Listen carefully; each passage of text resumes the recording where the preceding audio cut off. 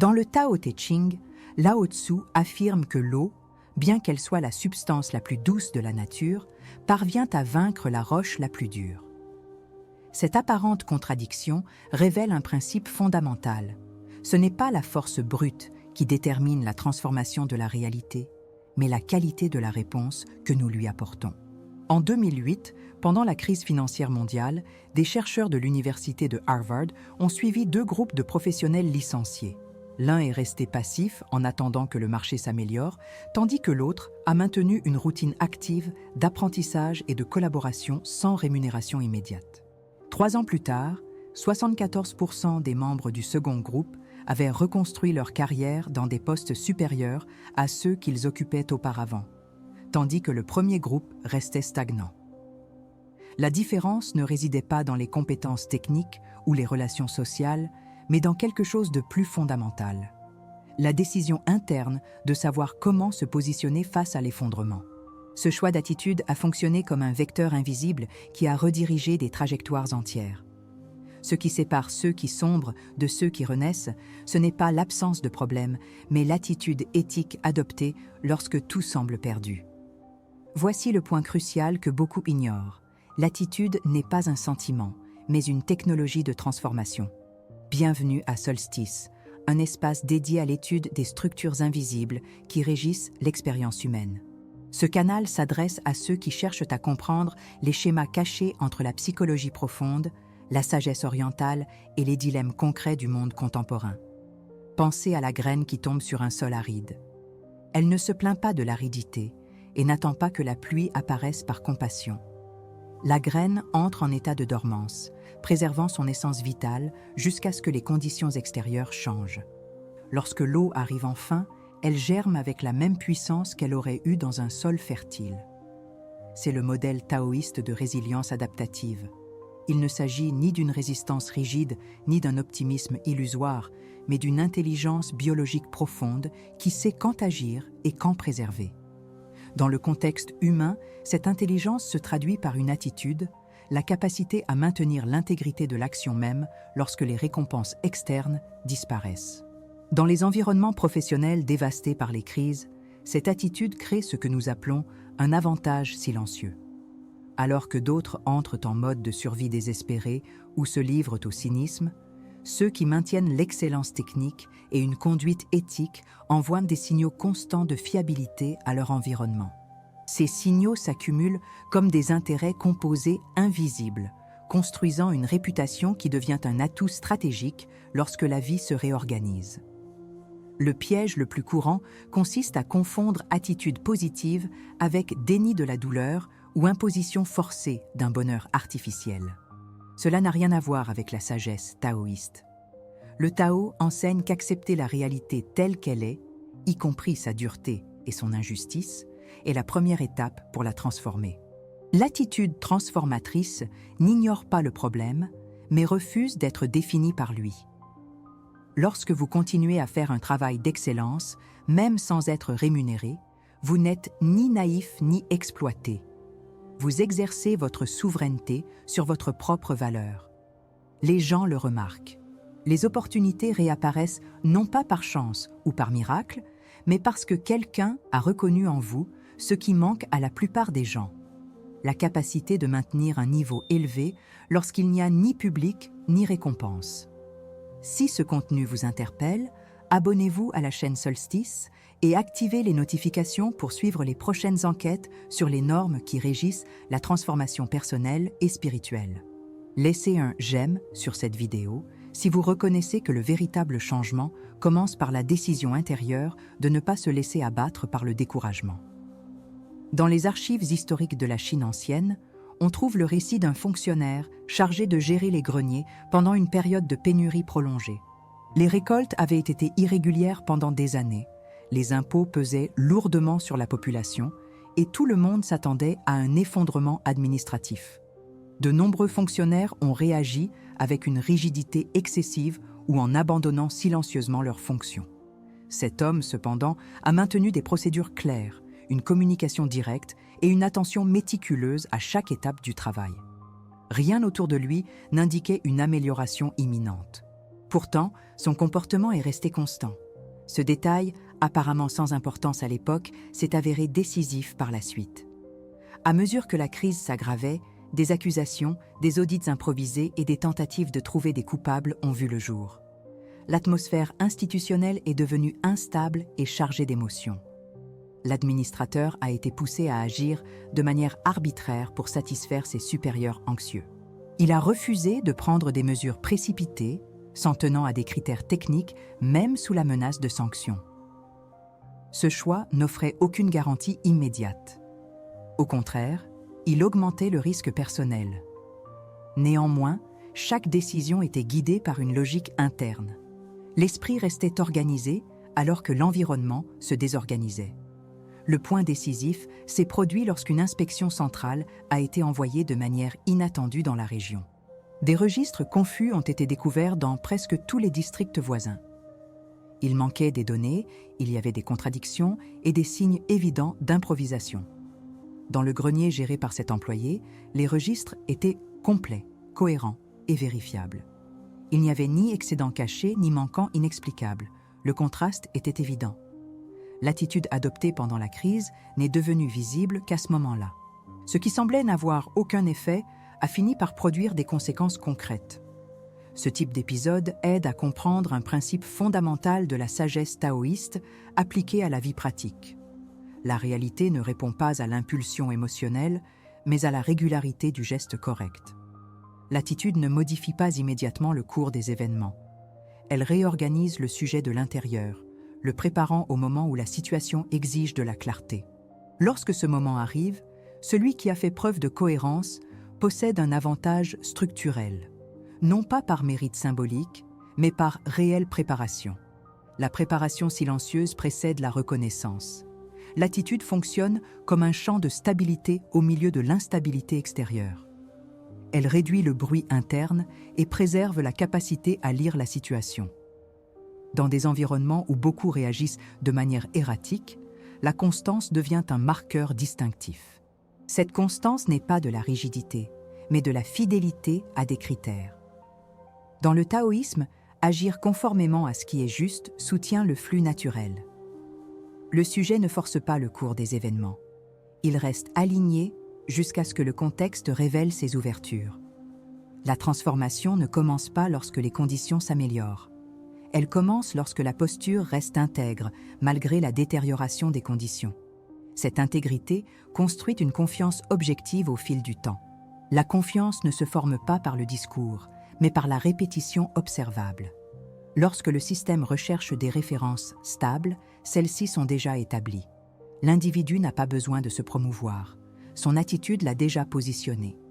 Comprendre ces modèles exige une attention continue et une lecture attentive de l'expérience humaine au fil du temps. En suivant le développement de ce contenu, il est possible d'approfondir cette logique et de l'appliquer consciemment à la vie quotidienne. Chaque concept présenté est lié au suivant dans le cadre d'un parcours formatif. Rester attentif à ce qui vient élargit progressivement cette compréhension. L'attitude commence par une écoute qualifiée, et le chemin se révèle à ceux qui restent présents. Lorsque l'individu est confronté à une instabilité prolongée, la réaction la plus courante consiste à essayer de contrôler de manière compulsive les variables externes. Cela inclut de changer de stratégie à plusieurs reprises, de rechercher une validation constante ou d'adopter des attitudes défensives pour réduire l'inconfort immédiat. Ces alternatives apportent un soulagement momentané, mais augmentent l'épuisement cognitif et émotionnel. L'esprit commence à fonctionner de manière réactive, perdant sa capacité d'analyse. Le problème n'est pas l'action en soi, mais la fragmentation qu'elle génère. Chaque réponse impulsive crée de nouveaux effets secondaires. Il en résulte un cycle d'efforts importants avec un rendement décroissant. Une autre alternative fréquente est le durcissement émotionnel déguisé en pragmatisme. L'individu réduit son empathie, ses compétences techniques et son attention aux détails afin de préserver son énergie. Bien que cela semble efficace à court terme, cette attitude compromet la réputation et la confiance. Des études en psychologie organisationnelle montrent que la perte de cohérence éthique augmente les conflits et le travail supplémentaire. L'esprit en souffre également, car il fonctionne alors dans une dissonance entre les valeurs et le comportement.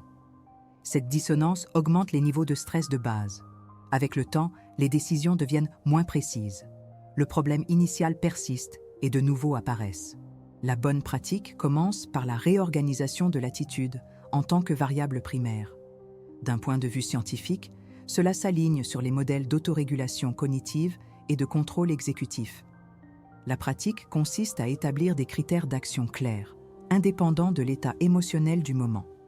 L'objectif est de réduire la réactivité et d'accroître la prévisibilité comportementale. Cette prévisibilité stabilise l'esprit et l'environnement. Il ne s'agit pas de penser positif, mais d'agir de manière cohérente. L'attitude devient un protocole interne. Ce protocole guide les décisions sous pression. Dans la pratique, la première étape consiste à définir des normes minimales non négociables de conduite. Cela inclut la qualité du travail, la clarté de la communication et le respect interpersonnel. Ensuite, une attention délibérée est accordée au processus et non aux résultats immédiats. Des recherches en neurosciences montrent que se concentrer sur le processus réduit l'anxiété anticipatoire. L'esprit interprète la situation comme étant gérable. Ce changement active les circuits d'apprentissage plutôt que les circuits de menace. Le corps réagit avec une plus grande stabilité physiologique. Cela améliore la prise de décision. Le fonctionnement de cette pratique s'explique par la réduction de la charge cognitive inutile. Lorsque les critères sont clairs, moins d'énergie est dépensée en rumination. Une attitude cohérente crée un sentiment interne de contrôle, même dans des contextes défavorables. Ce sentiment de contrôle est l'un des principaux facteurs de résilience psychologique documentés. Il ne dépend pas de résultats externes immédiats. Il dépend de la perception d'une cohérence interne. Cette cohérence soutient la motivation à long terme. L'individu reste fonctionnel sans s'épuiser excessivement.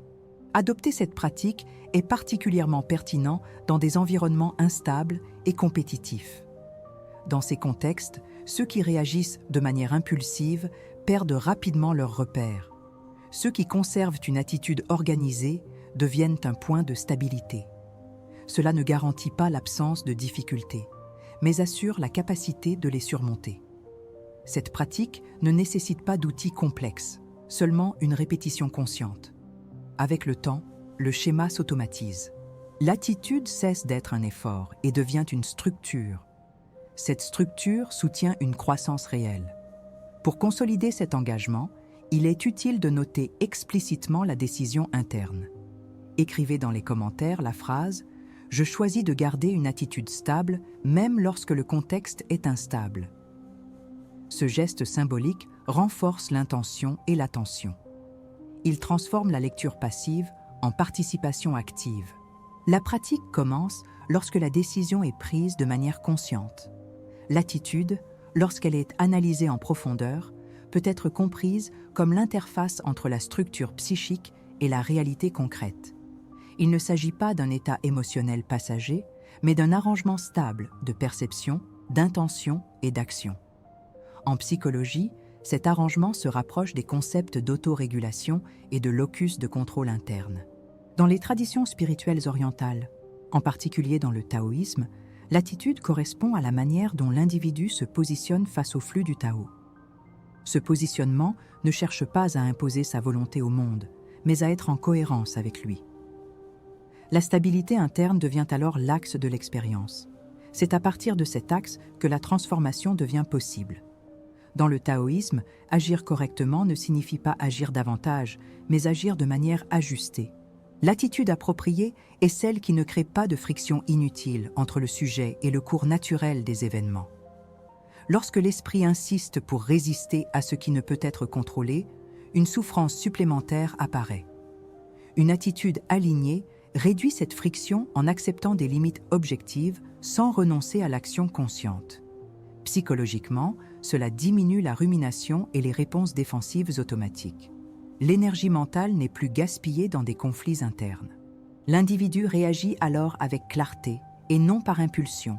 C'est le fondement de l'efficacité silencieuse. Dans le bouddhisme, cette compréhension apparaît dans la distinction entre la douleur inévitable et la souffrance évitable. La douleur fait partie de la condition humaine, mais la souffrance naît d'une réaction mentale désorganisée. L'attitude fonctionne comme un filtre interprétatif de l'expérience. Lorsque ce filtre est entraîné, l'esprit observe avant de réagir. Cet intervalle entre le stimulus et la réponse est crucial d'un point de vue psychologique. Il active les fonctions exécutives supérieures et réduit les comportements réactifs. Sur le plan spirituel, cet intervalle est une présence consciente. C'est là que se manifeste la liberté pratique. La répétition de comportements cohérents renforce les circuits neuronaux associés à la prévisibilité et à la maîtrise de soi. Avec le temps, agir avec intégrité ne nécessite plus d'efforts délibérés.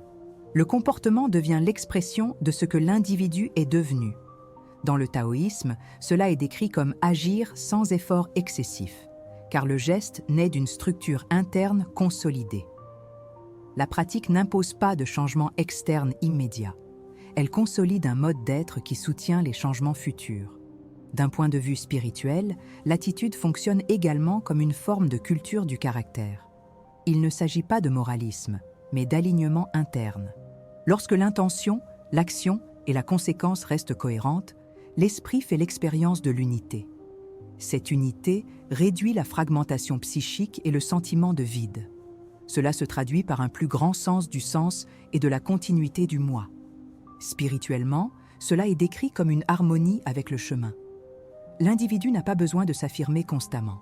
Sa présence communique la stabilité. Cette stabilité génère la confiance dans l'environnement. Il est important de comprendre que cette approche n'élimine pas les défis et ne garantit pas de récompenses immédiates. La valeur de cette attitude réside dans sa fonction structurante et non dans des promesses externes. En maintenant des critères internes stables, le sujet traverse les fluctuations sans s'effondrer. La psychologie reconnaît cela comme une résilience fondée sur le sens. Les traditions orientales reconnaissent cela comme une maturité spirituelle. Les deux convergent vers le même point. La transformation commence par la manière dont on réagit à ce qui se passe. La réalité extérieure change de rythme lorsque l'esprit cesse d'être désorganisé. Par conséquent, analyser l'attitude sous un angle conceptuel et spirituel révèle son rôle central dans la vie humaine. Elle n'est pas accessoire, mais fondamentale. L'attitude organise la perception, guide l'action et préserve l'intégrité interne. La psychologie et la spiritualité convergent en soulignant que cet alignement soutient la clarté, l'efficacité et la sérénité. Le Tao n'est pas quelque chose à atteindre, mais quelque chose à accompagner. La bonne attitude permet cette traversée consciente. Et c'est dans cette traversée que la vie se réorganise de l'intérieur vers l'extérieur. Si la réalité extérieure impose des limites que nous n'avons pas choisies, c'est nous qui choisissons exactement comment nous allons les respecter. Cette question traverse silencieusement toute la sagesse taoïste, car elle ne cherche pas de réponse immédiate, mais une observation continue. Le Tao n'exige pas de réaction rapide, il exige d'écouter. Lorsque l'esprit ralentit, il se rend compte que tous les obstacles ne nécessitent pas une confrontation. Certains demandent un ajustement, d'autres demandent la permanence. L'attitude surgit dans cet espace entre l'impulsion et le discernement. C'est là que la vie commence à changer de direction sans effort apparent. Peut-être que la question n'a jamais été de savoir ce qui se passe, mais comment rester pendant que cela se passe? Tout au long de ce parcours, il est devenu clair que l'attitude n'est pas une émotion, un discours ou un espoir abstrait. C'est une structure interne, en fonctionnement constant. C'est la manière dont l'individu s'organise lorsque personne ne l'observe. Le bénéfice de cette compréhension n'est pas externe, il est structurel. L'esprit gagne en stabilité, le corps réduit sa tension et l'action devient plus précise. Il n'y a pas de promesse de contrôle absolu, seulement de cohérence possible. Cette cohérence soutient les longues traversées. Et bien traverser est différent de simplement résister. La sagesse taoïste ne s'est jamais intéressée aux fins définitives. Elle indique des chemins qui continuent à s'ouvrir au fur et à mesure que l'on avance. C'est pourquoi comprendre l'attitude ne clôt pas un sujet, mais inaugure une pratique. Chaque situation quotidienne se transforme en champ d'observation. Chaque choix simple révèle un alignement ou une dispersion. Il n'y a pas de jugement moral rigide, seulement une conséquence naturelle. Le Tao ne punit pas, il répond. Et cette réponse est toujours proportionnelle à la qualité de la présence. L'épiphanie ne vient pas comme une révélation soudaine, mais comme une reconnaissance tranquille. Peut-être que la synthèse la plus honnête est de réaliser que rien ne doit être ajouté à la réalité pour qu'elle se réorganise. Il suffit de supprimer l'excès de réaction. Lorsque l'esprit cesse de lutter contre ce qui est, il commence à agir à partir de ce qui est possible. Ce déplacement est subtil, mais profond. Il n'attire pas l'attention, ne fait pas de spectacle. Pourtant, il transforme les relations, les choix et les trajectoires. La bonne attitude ne s'impose pas au monde. Elle l'accompagne avec lucidité. Et bien, accompagner est une forme silencieuse de sagesse. Dans le zen, on dit qu'avant la compréhension, les montagnes sont des montagnes. Pendant l'apprentissage, les montagnes cessent d'être des montagnes. Ensuite, elles redeviennent des montagnes. Quelque chose de similaire se produit ici. Après avoir réfléchi à l'attitude, rien d'extérieur ne semble avoir changé. Le travail continue, les défis persistent, le monde reste instable. Mais quelque chose d'intérieur s'est installé. Et cette installation change tout sans annoncer de changement. Ce n'est pas une conclusion, c'est un retour à la simplicité. Une simplicité plus consciente. Il reste alors une question qui ne demande pas de réponse immédiate, mais seulement une attention particulière. Si rien ne change autour de vous dans les semaines à venir, qu'est-ce qui peut néanmoins rester intact en vous? Cette question n'exige pas d'action, elle invite à l'observation. Elle peut être emportée au travail, dans le silence, dans les petites décisions. Chaque réponse provisoire enseigne quelque chose de nouveau. Le Tao se révèle dans ces intervalles discrets. Là où il n'y a pas de précipitation, il y a de la clarté. Là où il y a de la clarté, il y a un chemin. Si quelque chose de ce qui a été partagé a trouvé un écho en vous, il peut être utile de consigner cette expérience par écrit.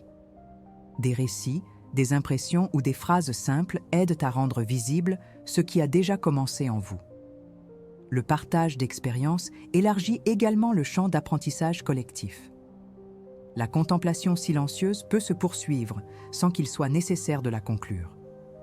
Le voyage reste ouvert à ceux qui continuent à suivre.